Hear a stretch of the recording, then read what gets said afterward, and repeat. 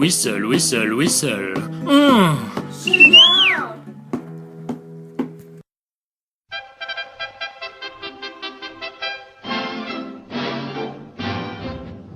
Le gouvernement français, après avoir demandé l'armistice, connaît maintenant les conditions dictées par l'ennemi. Il résulte de ces conditions que les forces 73 ans après l'appel du 18 juin, un nouvel appel à la résistance a eu lieu. Mes chers Whistliens et Whistliennes, il est temps de sortir du bois. La France est en grand danger. Non, ce n'est pas une guerre.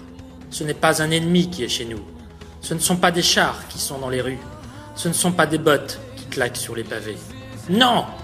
Aujourd'hui, les envahisseurs sont dans nos cerveaux. Ils font tout pour entretenir la morosité, que le moral des Français soit au plus bas. Ils ont débarqué il y a 5 ans et commencent à envahir tous les cerveaux. Les scientifiques nous disent que ces envahisseurs sont des bactéries qu'ils ont appelées la seumite. D'où l'expression « avoir le seum ». Il faut que tous les Whistliens se rebellent. Vous êtes immunisés.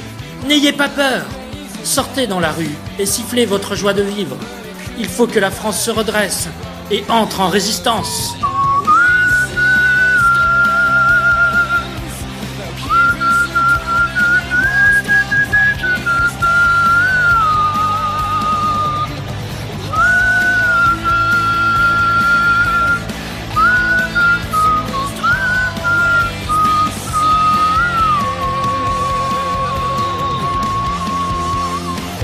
L'honneur, le bon sens et l'intérêt supérieur de la patrie est en jeu. Vous organiserez dans toutes les villes des whistle mobs. Il faudra faire rire les Français afin qu'ils retrouvent le goût de vivre. Faites savoir que Radio Whistle peut être un antidote à la morosité et entrez en résistance. Ce n'est que comme ça que la France s'en sortira.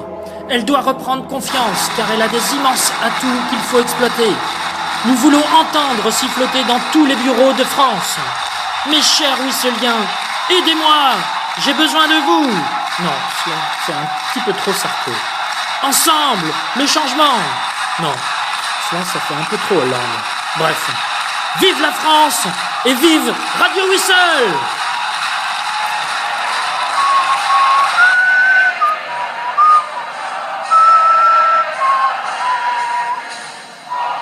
Radio Whistle, la seule radio qui transforme l'appel du 18 juin en sifflet du 18 juin.